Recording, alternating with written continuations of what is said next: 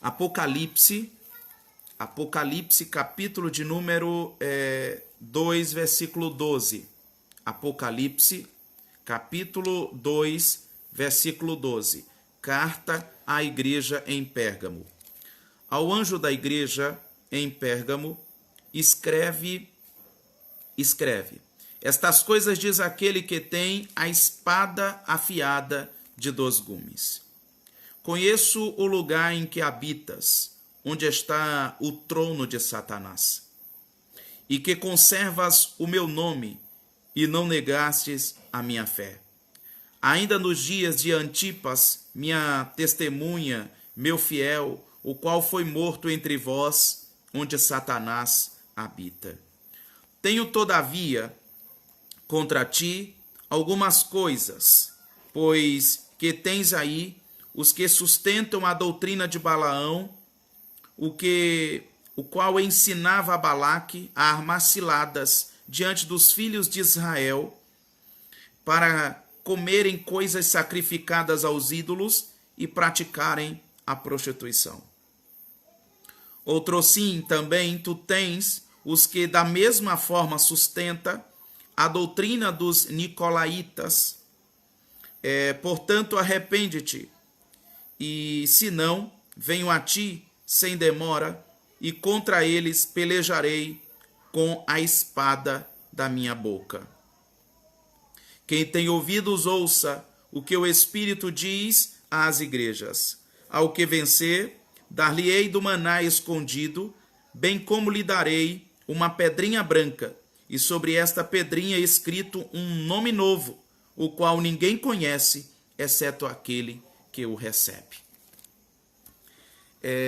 Em todas estas cartas, as 7, percebemos que o mesmo Cristo se identifica ou se apresenta para estes mensageiros, para estes representantes ali, ou pastores, mensageiros daquelas igrejas. Ele se manifesta, ele se apresenta de uma forma bem específica, bem diferente uma das outras. Exemplo aqui da igreja em Pérgamo, ele se apresenta, ele se apresenta como aquele que tem a espada de 2 gumes. Olha que coisa interessante, isto diz aquele que tem a espada aguda de 2 fios, 2 gumes, 2 fios, ou seja, que corta dos 2 lados. E esta espada que ele se refere é a sua palavra, a palavra de Deus. E quem é este? Este é o próprio Cristo. Esse é o próprio Cristo. A palavra, o verbo encarnado de Deus.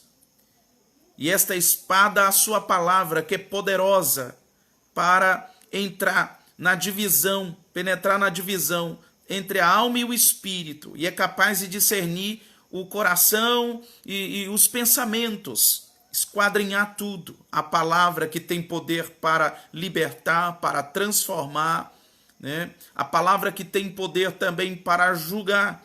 Então, quem está falando com a igreja em Pérgamo é o dono da palavra viva. A palavra que passa o céu e a terra, mas ela permanece para todo sempre.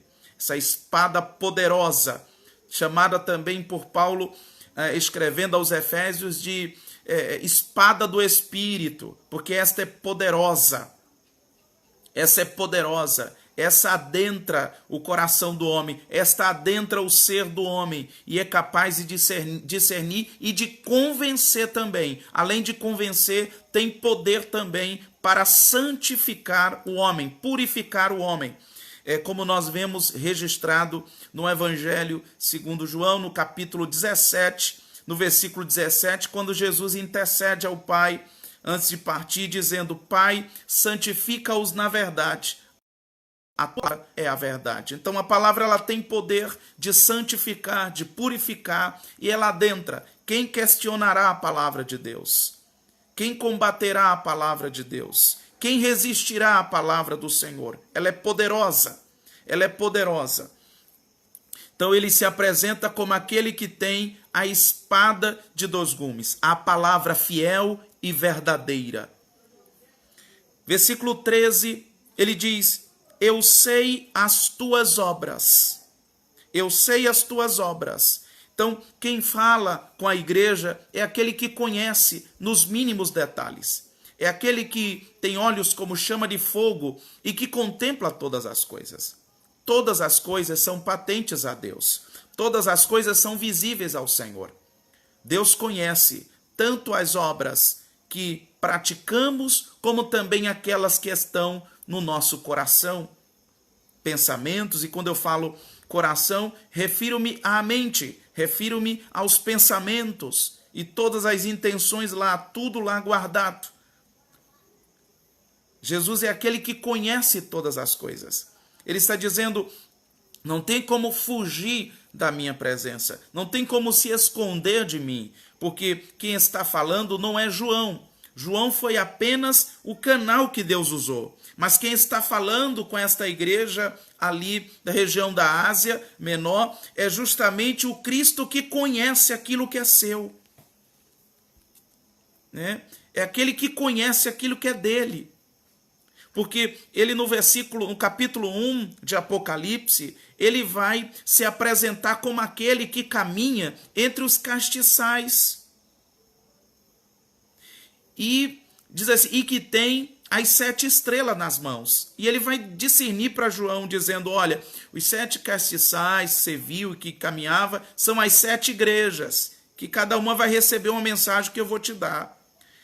As 7 estrelas são os anjos, os mensageiros lá dessas igrejas. Né? São os seus pastores, os seus líderes. Eu fico com essa hipótese mais aceita e mais aceita e mais compreensível até. Não vou me referir a um anjo. Deus com uma mensagem para o anjo. Deus com uma mensagem para esses pastores. Então, essas 7 estrelas, os 7 pastores ou representantes dessas congregações, os anciãos, representantes dessas congregações, e ele disse: olha, se eu passeio no meio, se eu ando no meio, eu conheço todas as coisas. Eu vejo todas as coisas. Eu conheço tuas obras. Não tem para onde fugir. Aí Jesus: eu preciso agora tratar com vocês. Eu preciso agora expor aquilo que eu vi. Eu preciso tratar com vocês e apontar a direção para que vocês acertem e não errem. Para que vocês acertem e não fiquem tateando como esses que não me conhecem ou como aqueles que não têm o meu Espírito. Eles conhecem as tuas obras e onde habita também. Eu disse: eu sei onde vocês habitam. E Pérgamo era, nesse período, a capital do governo romano. Ali existia uma verdadeira idolatria, uma adoração ao imperador. Conta-se também que ali existia um trono altíssimo, um trono imenso, dedicado a Zeus. E que dali advinha muitas pessoas para a veneração, sem contar na própria adoração ao imperador. E que aqui Jesus diz que ali era o lugar onde Satanás habitava. Né? Devido a toda essa idolatria, devido a toda essa promiscuidade, devido a toda essa inversão, devido a essa troca. Ao invés da adoração ao Deus vivo, estavam adorando o Deus morto, temporal, passageiro. Né? Então, ali, Pérgamo, capital do governo romano, sede do governo romano, né? Uma adoração terrível a esse imperador, adoração terrível a Zeus, né? Tinha também a questão de muita apostasia, de muitas heresias ali na cidade de Pérgamo. Muitos pregadores com heresias, muitos mensageiros ali, muitos que ensinava doutrinas contrárias às escrituras sagradas, contrárias aos bons costumes, que não levavam à santificação, levava o povo à promiscuidade, levava o povo à prostituição, levava o povo a comer coisas sacrificadas a ídolos, e assim vai seguindo. Era uma rebelião tamanha, né? O que isso vai provocar a ira do Todo-Poderoso. Mas ele sempre ira-se e dá oportunidade para um arrependimento sincero do homem. Então ele diz, e onde habita, que é onde está o trono de Satanás, e retens o meu nome e não negaste a minha fé. Ou seja, vocês vivem nesse ambiente hostil, vocês vivem nesse ambiente aí, propício à idolatria, propício à prostituição, a tudo a toda inversão, a toda promiscuidade, mas vocês retêm o meu nome, ou seja, vocês têm honrado o meu nome e também não nega a fé de vocês. Ou seja, vocês não negam a fé em mim, vocês não negam os meus ensinos, meus princípios, né? Ainda nos dias de Antipas, esse Antipas, um dos primeiros mártires, um dos primeiros a morrer por amor a Cristo, por professar a fé unicamente em Cristo Jesus. E Jesus vai dizer que esse Antipas era a minha fiel testemunha, o qual foi morto entre vós, onde Satanás habita. Talvez todo aquele sistema idólatra, corrupto, maligno, né? Maligno, porque quando o homem ele adora coisas e rejeita o seu Criador, então ele está sob a direção de Satanás, né? Porque esse termo Satanás é um termo simbólico aqui, significando justamente toda a apostasia, significando rebelião, significando um lugar que é propício à manifestação de ensinos malignos. E avançando, mas umas poucas coisas, Cristo ele vai dizer que os cristãos de Pérgamo, eles retêm o nome dele, guarda a minha fé, né? Guarda a minha fé, mas aí agora ele vai dizer assim, mas umas poucas coisas tenho contra ti, porque tens lá os que seguem a doutrina de Balaão.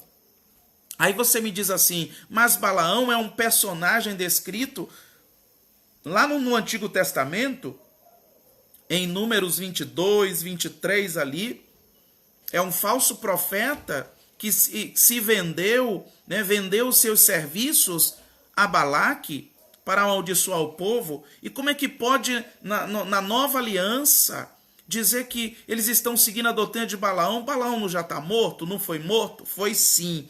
Mas aqui a referência, doutrina de Balaão, é no sentido de que, quando Balaão não conseguiu amaldiçoar o povo de Deus, ele, instruído por Balaque, começa agora a armar ciladas para o povo de Deus. Ele sabia que uma das formas de provocar a ira de Deus ou de afastar esse povo de Deus era levando eles a descumprir ordenanças bíblicas, a descumprir aquilo que Deus tinha instruído para o seu povo. O povo de Deus é uma nação diferente. O povo de Deus tem uma constituição diferente, tem uma orientação diferente, tem uma linha diferente. Não pensa à luz das tradições desse mundo. Não pensa a partir da ética desse mundo, da moral desse mundo, que é inversa.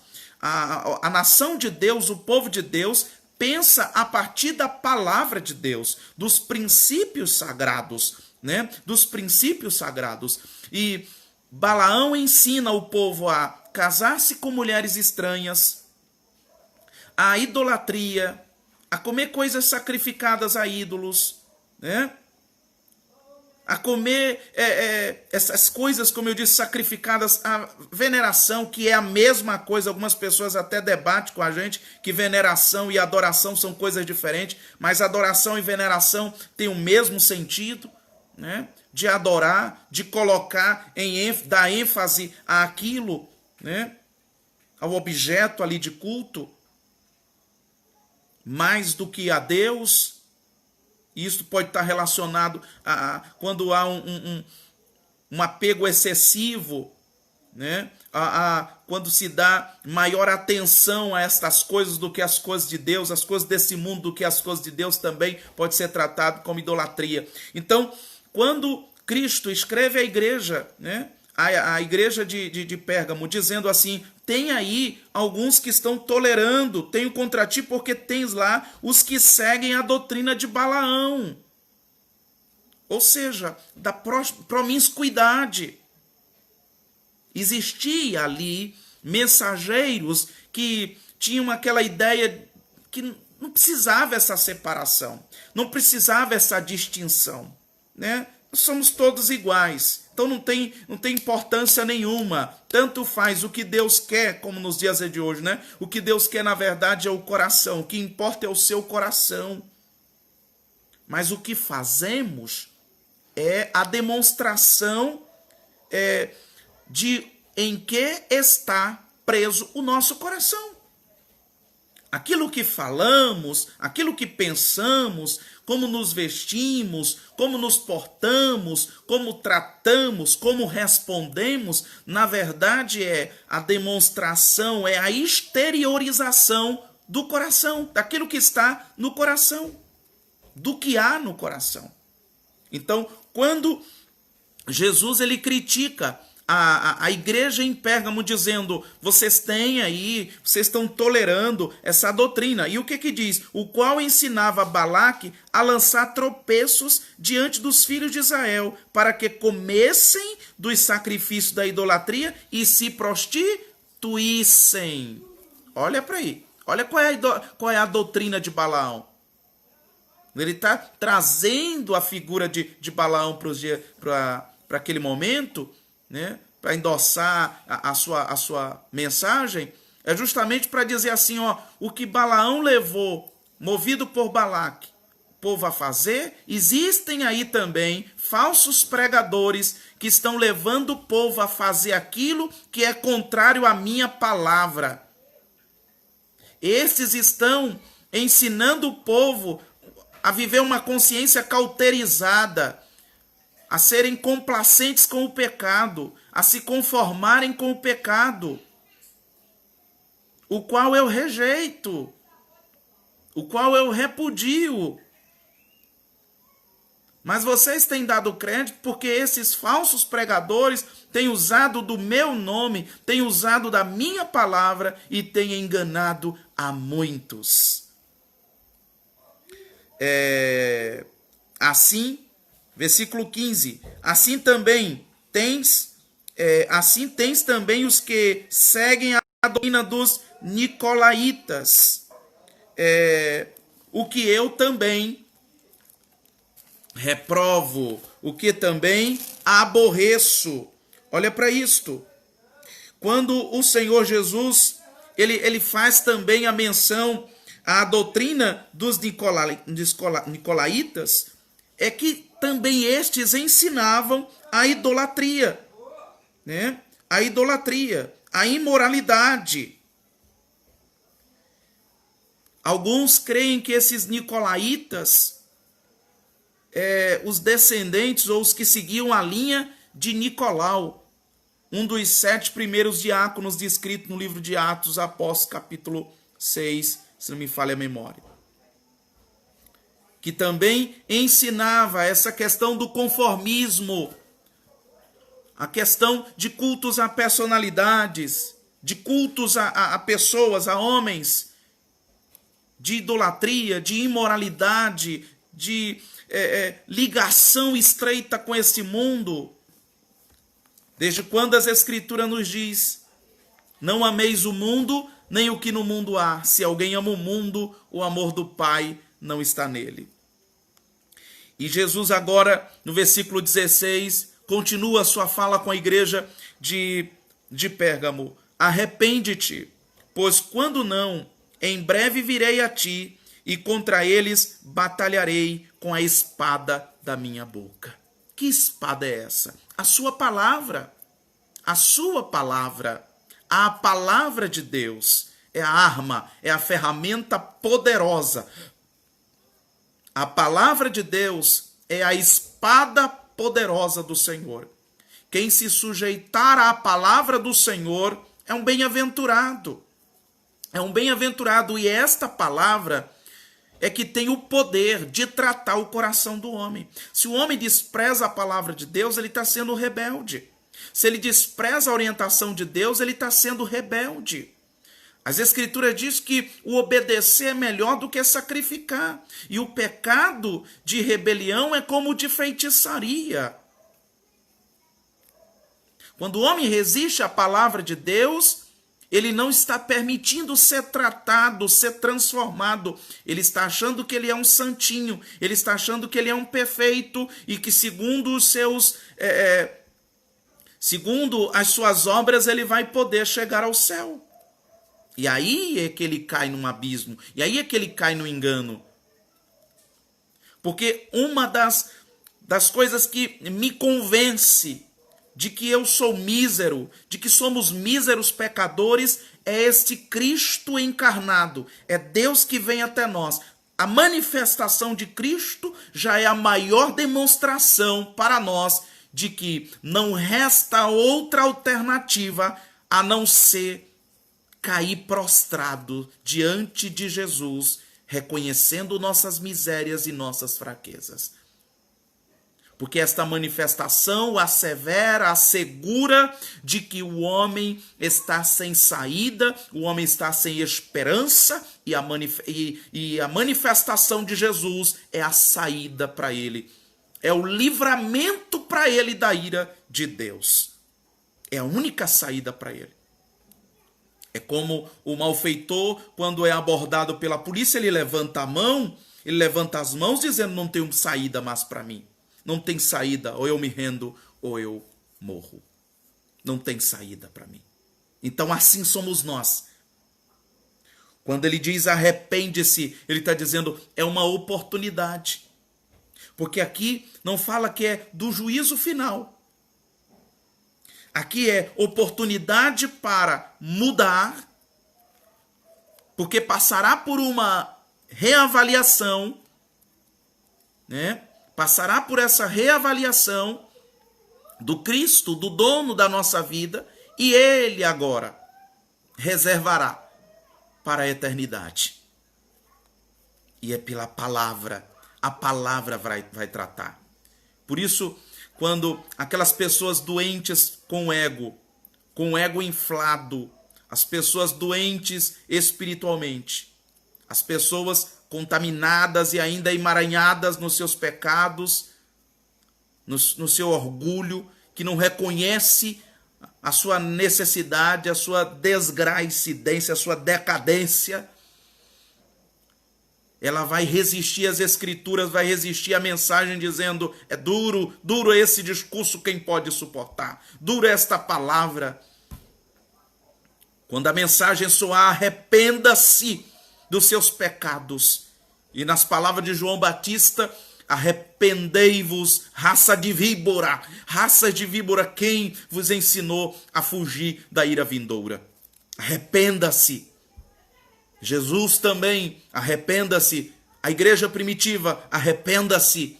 Todos os apóstolos, arrependa-se de quê? Dos pecados. Porque no arrependimento, Jesus opera a conversão, a transformação, a regeneração. Jesus vai transformar esse ser, Jesus vai perdoar esse ser. E onde abundava o pecado, Jesus vai fazer superabundar a graça do Senhor. Por isso ele vai dizer: arrepende-se, pois, quando não. Então, quando ele não vê arrependimento sincero, porque não vai adiantar eu fingir arrependimento, não vai adiantar a igreja de Pérgamo fingir arrependimento, não ia adiantar a igreja de Pérgamo dizer assim: olha, eu mudei, olha aqui minha roupinha, olha aqui, está caindo lagrimazinha dos meus olhos. Aí Jesus vai dizer assim: ó, quando não, em breve virei a ti, e contra eles batalharei com a espada da minha boca. Quem resistirá a esse Cristo? Quem resistirá? Versículo 17. Quem tem ouvidos. Alguém vai dizer assim: Mas quem não tem ouvido, pastor? Todo mundo tem ouvido. Quem tem ouvido, ouça. Porque ele está falando com a igreja. Ele está falando com a igreja. E quem é a igreja é a ovelha. Quem é a igreja obedece. Quem é a igreja acata. Então ele diz: quem tem ouvido, ouça o que o Espírito diz às igrejas. E aí vem a promessa: ao que vencer, darei eu a comer do maná escondido. Do maná escondido. Há uma crença apócrifa, né?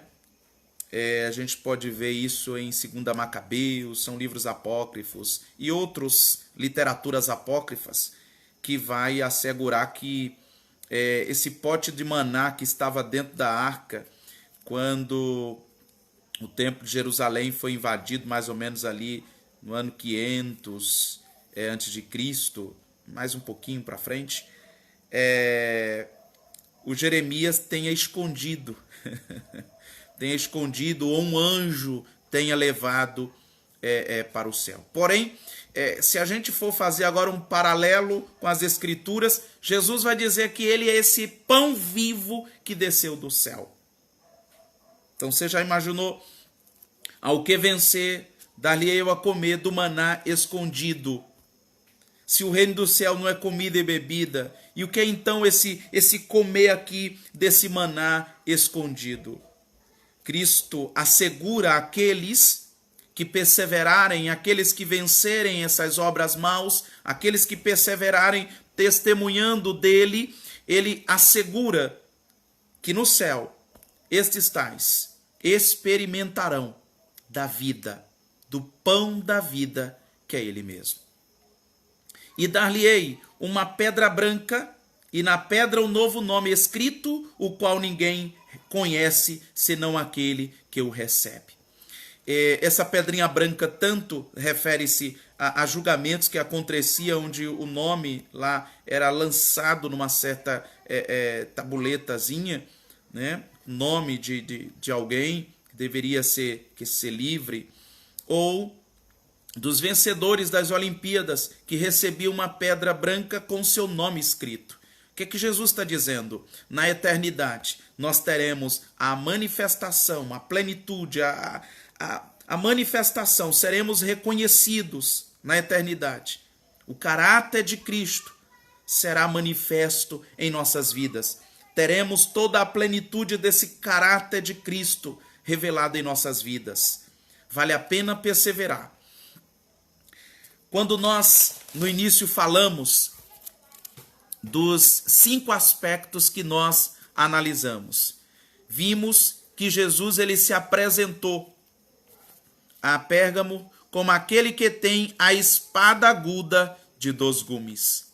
Ele se apresenta como aquele que fala, aquele que tem a palavra poderosa, aquele que tem a palavra que ninguém resiste. Não resiste no que diz respeito a resistir de fugir, mas de acatar, de inclinar-se, render-se. Ele também faz uma repreensão à igreja de Pérgamo. E antes dessa repreensão, ele vai fazer um elogio. E esse elogio está relacionado à perseverança deles. Esse elogio diz: rejeita o mal e persevera, né? Rejeita o mal, né? E eles mantêm a fé em Cristo Jesus. Rejeita, mantém, eles perseveram na fé em Jesus Cristo. Conservam esta fé viva no Senhor Jesus. Porém, Jesus faz esta crítica severa à igreja em Pérgamo. E que crítica é essa? Você vai me perguntar. A crítica é que tolera a imoralidade, a idolatria e as heresias. Tolera. O que é tolerar? É achar, é normalizar. Não sendo eu fazendo, é ele. Mas não. Aí é que está. Aí é que está o perigo. Porque Aqui nós vemos que o mensageiro da igreja em Pérgamo estava consentindo isso no seio da igreja. Não estava tendo uma posição enérgica como representante, como mensageiro de Deus, a combater esse mal que crescia no seio da igreja. A imoralidade não é vista, a fornicação, o adultério, né? O incesto, casamentos desfeitos, vem o divórcio e inconstância, né? Nós vemos até isso nos dias de hoje, né? Pessoas que casam mais de 10 vezes, líderes que também consentem e fazem isso também, né? A imoralidade que vai crescendo e o povo vai se conformando. E o apóstolo Paulo vai escrever à igreja em Roma e vai dizer assim: olha, não vos conformeis com este século, mas transformai-vos pela renovação do vosso entendimento. Jesus também vai fazer uma instrução, vai dar uma instrução à igreja em Pérgamo, que é arrepender-se. A única saída, o único jeito de fugir da ira vindoura é arrependimento sincero. E arrepender-se produzirá uma mudança, uma metanoia, vai acontecer uma mudança radical nesta vida que será percebida, que será manifesta através das nossas ações. Os frutos começarão a ser produzidos e esses frutos justificarão se de verdade houve um arrependimento sincero ou não. E a promessa para a igreja em Pérgamo é esta: o maná escondido e uma pedra branca com um novo nome. Meus queridos, com isso nós aprendemos, nós tiramos algumas lições da mensagem de Jesus à igreja em Pérgamo. É que, assim como ele não tolerou antes, ele continua não tolerando nos dias de hoje. Pode existir pastores, pode existir mensageiros, pregadores complacentes com a imoralidade sexual e em todos os níveis. Eles podem até ser complacentes, mas o dono da igreja, ele repudia tudo isto. Pode muitos até fugirem da verdade, pode até muitos fugirem dessas instruções do dono da igreja, mas não vai poder fugir do juízo que há de vir. Não vai fugir. Não vai poder fugir da ira vindoura. Não vai poder fugir da sentença que o Senhor Jesus ele dará na eternidade para aqueles que foram complacentes ou que achavam que podia servir a Deus e aos prazeres.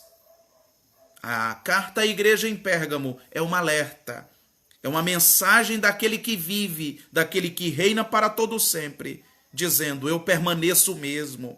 Assim como eu vi em Pérgamo, eu continuo vendo no século 21. Assim como eu caminhei no meio da igreja de Pérgamo e vi tudo isto, eu também continuo vendo e venho denunciar, dizendo que ou se arrepende ou passará pelo juízo da minha boca. Eu virei com a minha palavra, como ele diz a Pérgamo, eu virei. Versículo de número 16. Arrepende, pois quando não, em breve virei a ti e contra eles batalharei com a espada da minha boca. Então ele manifestará o juízo. Ele dá a oportunidade, ele é tão amoroso, ele é tão misericordioso. Eu não consigo ver Deus como um carrasco, como mau, mas como alguém cheio de amor e de misericórdia, que dá sempre a oportunidade para o homem se arrepender. Ainda que estejamos onde exista mau testemunho, exista inversão de valores. Como igreja, devemos perseverar na fé. E perseverar na fé significa perseverar nos ensinos de Cristo. Ainda que líderes, ainda que mestres da fé venham ensinar contrário ao que as Escrituras dizem, como igreja devemos continuar, perseverar nos ensinos de Cristo Jesus. Ainda que com isso soframos como Antipas sofreu até a morte, mas seremos galardoados pelo dono da igreja no grande dia.